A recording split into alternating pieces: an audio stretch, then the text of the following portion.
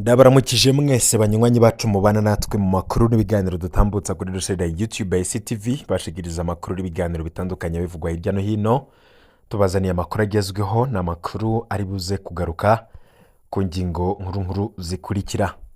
Umusirikare w'intwazangabo ahejeje gupfa, urupfu rwiwe ruteye agahinda. Ivyo vyose vyegekwa kuri Perezida Ndayishimiye wagurishije ingabo z'u Burundi muri Republika Iharanira Demokarasi ya Kongo. Ivyo bikaba bitumye iyi ntwazangabo yo ku rwego rwo hejuru ipfira mu migwano muri Republika Iharanira Demokarasi ya Kongo. Ni inkuru y'ababaje abatari bake bayumvishe, aho intwazangabo yitwa Majoro Bernard Bukuru akaba yapfuye azize intambara zo muri Minembwe muri Republika ya Demokarasi ya Kongo. Ivyo turaza kubigaruka ko tubabwire n'uyo Majoro Bukuru yapfuye yari muntu ki, yapfuye gute, urupfu rwiwe rwagenze gute. Muri ano makuru muraza kuvyumva. Hari yindi nkuru twari twababwiye ko tuzobashikiriza, ni inkuru ku bivugwa ku mukuru w'igihugu Evariste Ndayishimiye. Uyo mukuru w'igihugu akaba avugwa mu bibazo bikomeye cyane, aho Perezida Evariste Ndayishimiye ari umwe mu bakuru b'ibihugu Uburundi bwigeze kugira yananiwe no gutorera inyishu ibibazo bihanze igihugu. Uwo munsi ho ibintu bikaba vyarunyutse, naho yasanze igihugu kikaba carasubiye inyuma gusumba. Ivyo turaza kubigaruka ko tubahe ibintu 10 Ndayishimiye yisangije mu myaka 6 kandi bitamenyerewe ku bandi batwaye igihugu c'u Burundi, ariko ivyo bikaba ari byo bigiye kumushikana ahantu habi.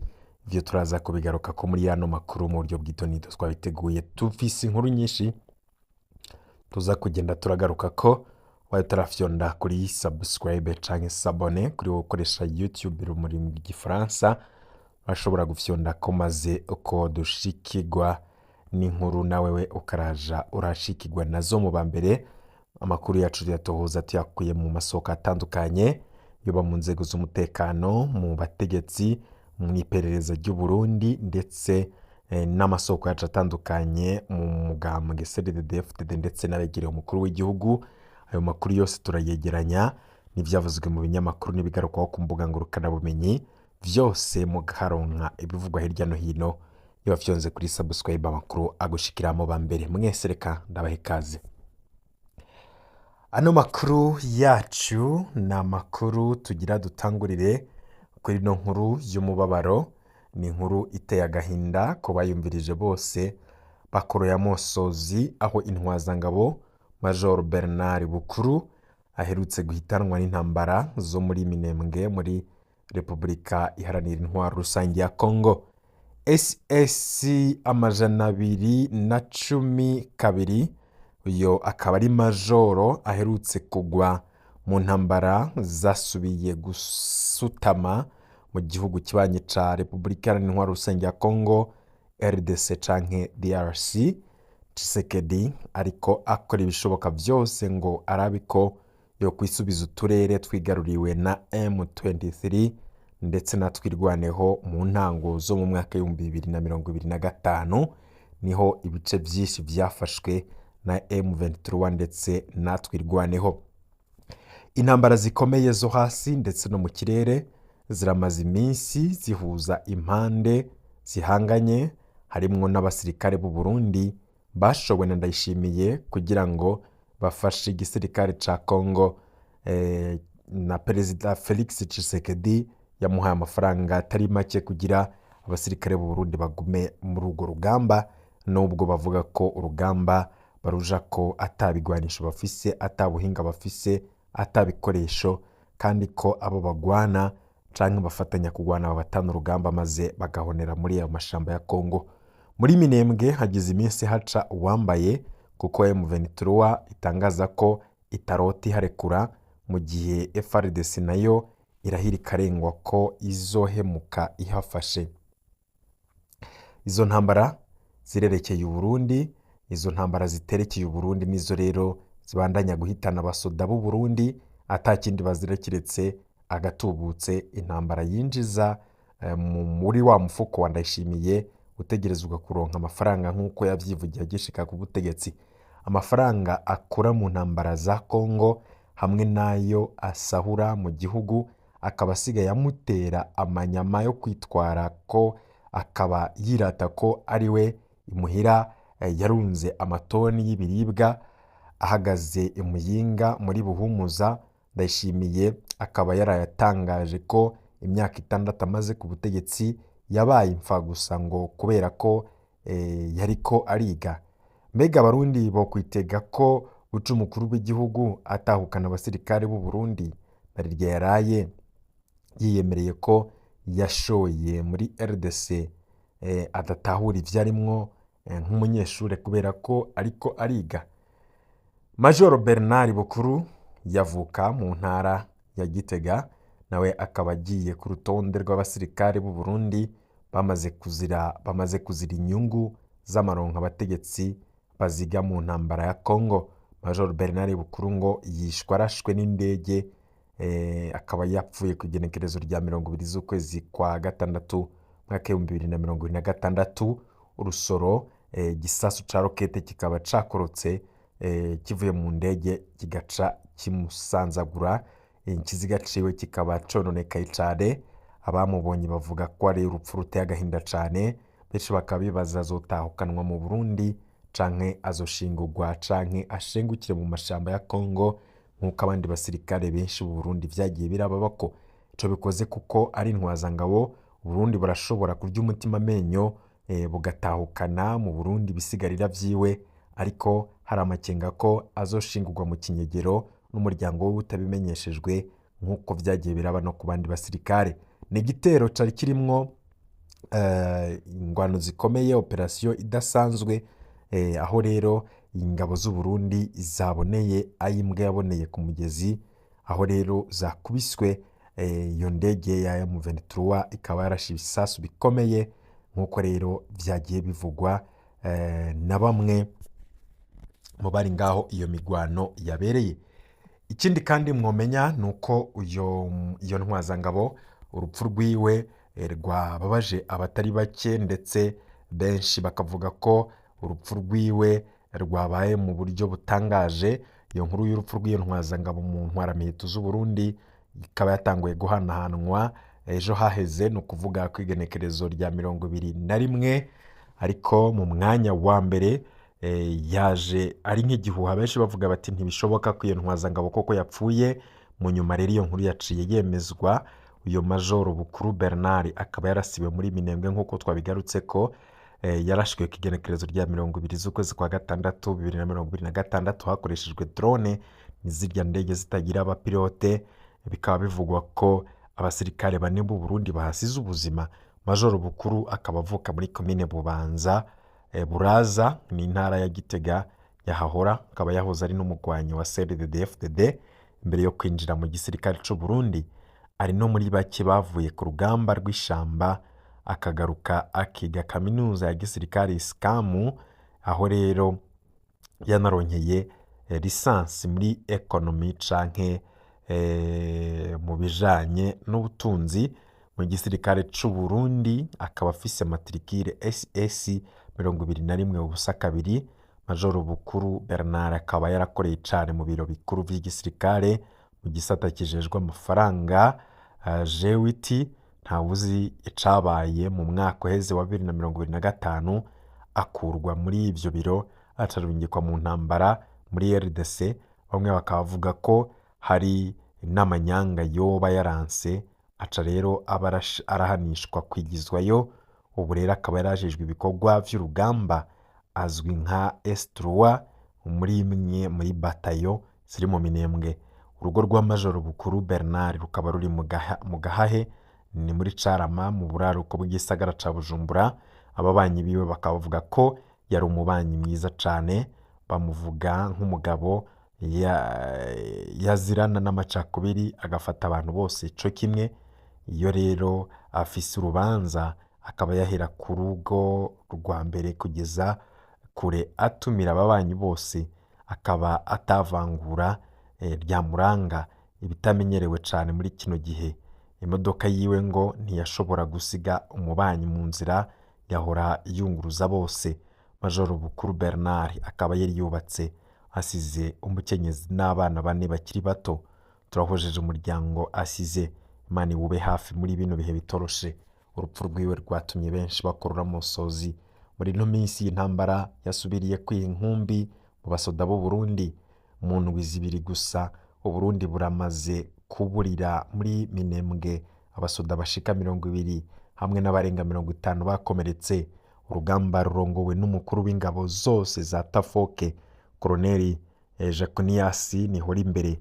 Abasirikare b'u Burundi babandanya bavuga ko batabona ico bariko barapfira muri iyo ntambara ya RDC. Bagira bati twaratsinzwe muri Nord Kivu, twaratsinzwe muri Bukavu, twarambaye ibara mu kiyaya ca Rusizi, none twiteze iki muri iyi mitumba iri ku birometero ibihumbi uvuye mu Burundi, kiretse inyungu z'abakuru? Naho hantu tuharondera iki?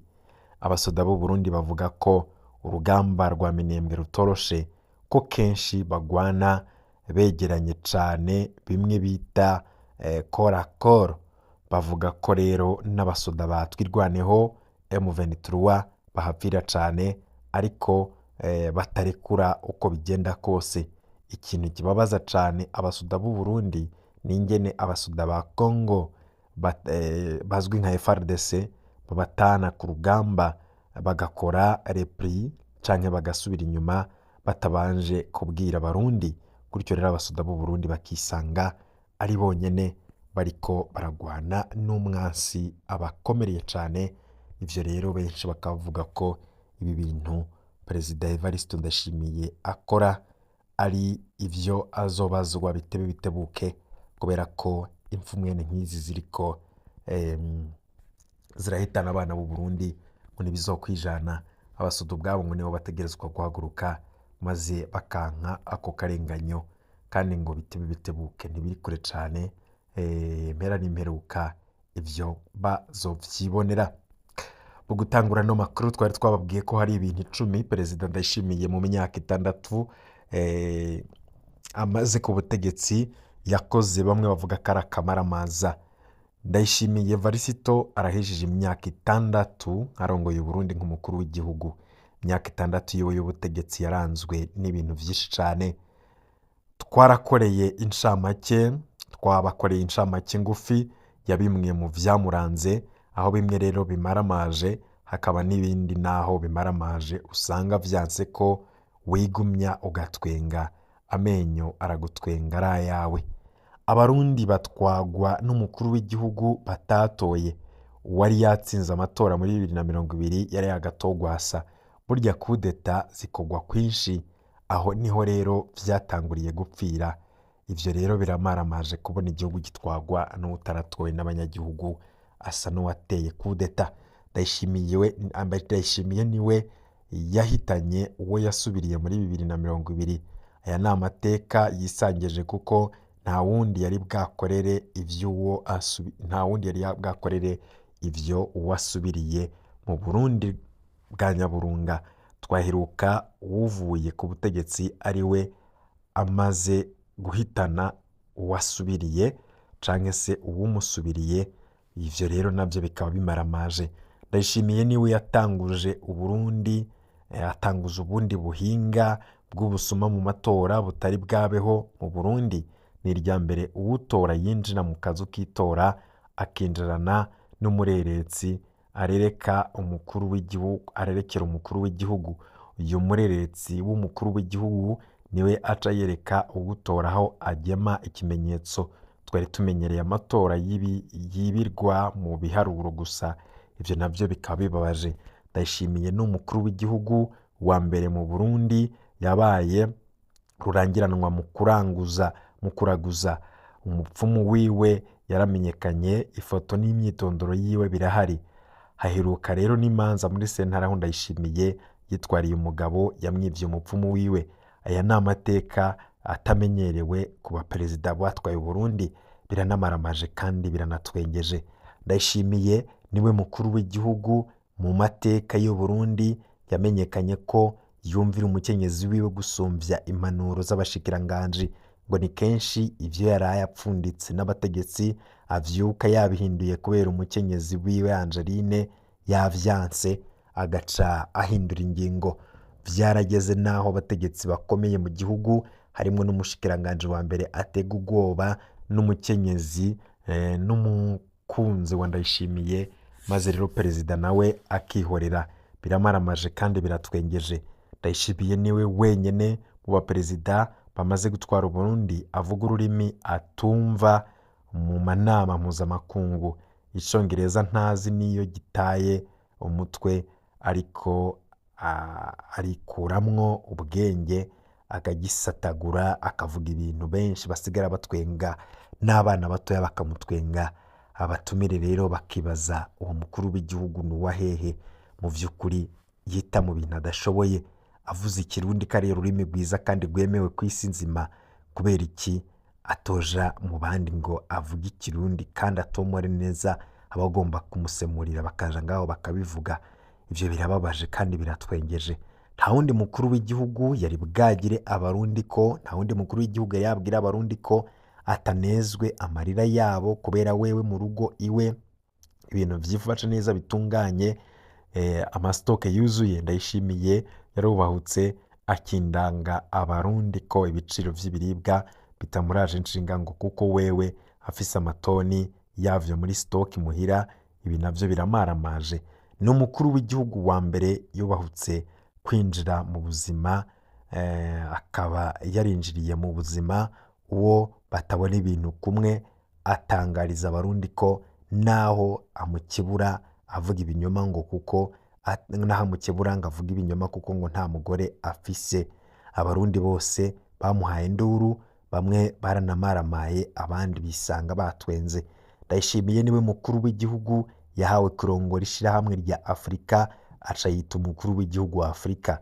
Vyaranamukomeranye gose kuko yarigeze no kwiyibagira ashira abakuru b'ibihugu ingingo bemeza batayigiye inama ngo bayiganire ko, birangira iteshejwe agaciro, batangura no kumutwenga ku mugabane wose, bavuga bati no mukuru w'igihugu ni uwahehe, avuye hehe?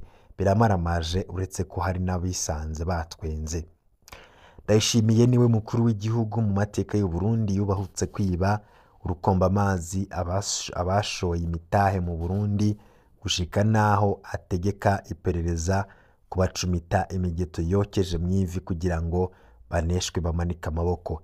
Ibi vyose naho biri uko, tugire ko tubibutsa ko Ndayishimiye ariko akora ibishoboka vyose kugira ngo Burundi buzobe bumeze nka Chine muri 2040, bwongere bumere nka Amerika muri 2060. Ibi bintu perezida Ndayishimiye akora abarundi barabibona. Ico bikoze benshi baramaze kumuhinyura, benshi bavuga ko ari umukuru w'igihugu yananiwe, kandi ko igihugu c'u Burundi kuva kibayeho kitari bwamaramare nk'uko camaramaye ku ntwaro ya perezida Evaristo Ndayishimiye.